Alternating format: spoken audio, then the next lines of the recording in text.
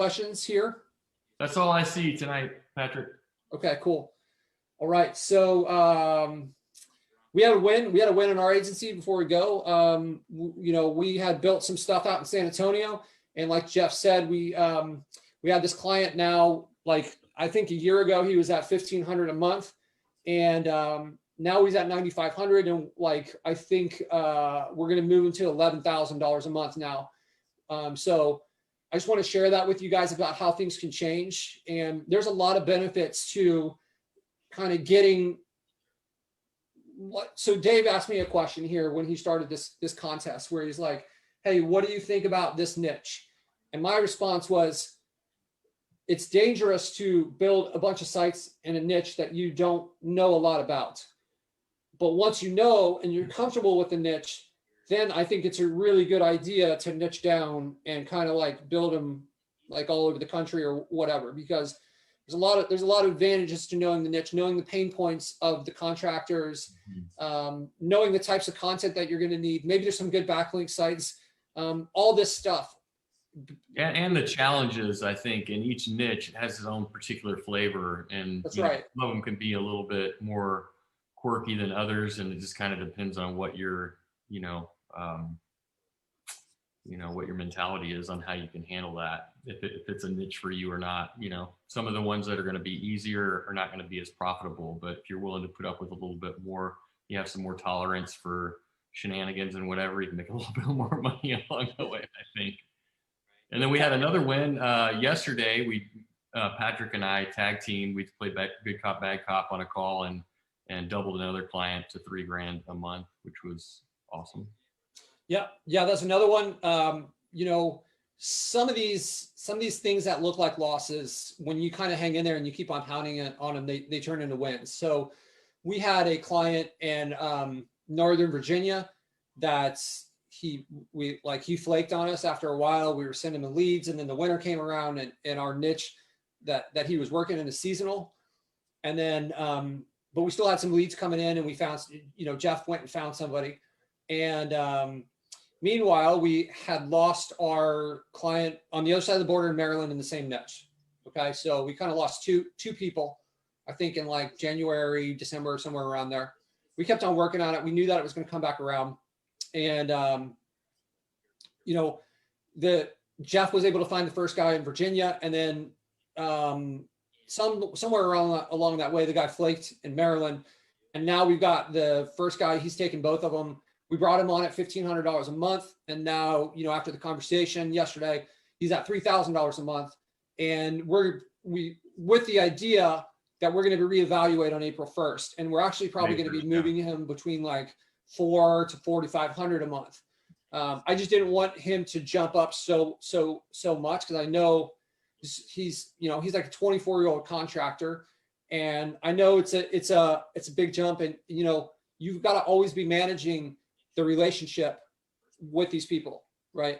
We can always come back, and we let him know that, hey, like, I think that this Maryland is worth $3,000 on its own, but let's, like, the way this thing popped off so quickly, let's give it a little bit of time. I want you to be thinking about this. You're going to have to get some of your ducks in a row, because like he's overwhelmed, right? Now he can barely handle Virginia, and then we gave him Maryland, and his like father or something is going to come help him with his business. You got to dig in and learn like where they're at. Even if it's worth more money, they might be the right person. Like, he has the right mindset, he has the right mentality, he's going in the right direction, but he needs another truck, he needs another crew. It's going to take him time to get that kind of stuff. So if you give them a little bit of runway so they can, like Patrick said, get their ducks in a row, then you might have a lifelong client that's going to be paying you big money, rather than trying to get all your money up front and then you lose the right guy because you burned him out or whatever.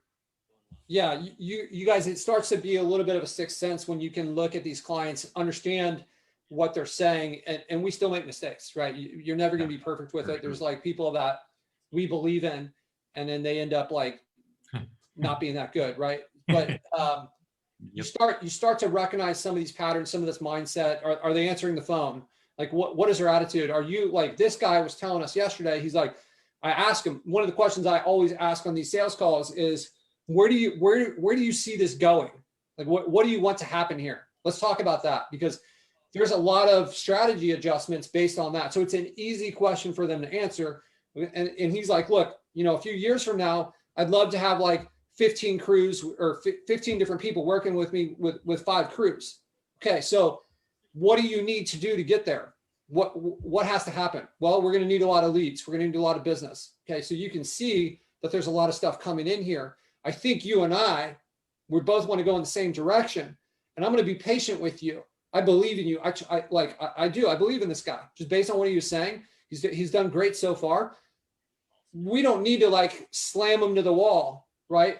Let's put ourselves in their shoes and let's think about what it is for them trying to, just like all of us, we're trying to grow our business and they're trying to do the same things, right? So if we can kind of have that empathy to understand where they are, be patient with them when it's right, right? Don't be patient with some like chump that's never gonna like be able to move the dial for himself because he's got his own like, oh, I overslept and I messed that appointment. You start hearing language like that, he's not your guy, right? Like people that are serious about this is what they're thinking about.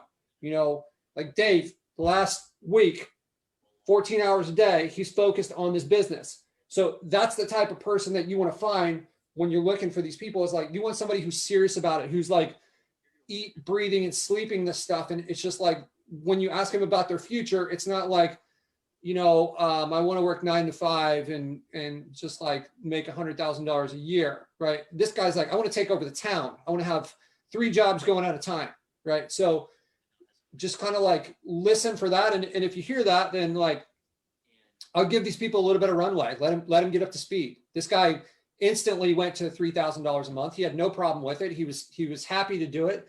And this is the type of person that I think we can turn into, a lot bigger client over time. And I'm motivated to it as well. One of the things I do is we'll go back and we'll share his story with our team, right? Let's engage the people on our team so that it actually feels like this is like, you're a part of this. And, if they have some emotion behind when they're building out the sites that help this and they understand who it's for and what their story is, maybe they'll be more excited to do it. And it's not just like a cog in a machine, right? So like the wins that we get, they're not from me and Jeff, they're from our whole team. So you want to make sure as you guys build these teams, let these people know that this success is because of them too, because it is, right? So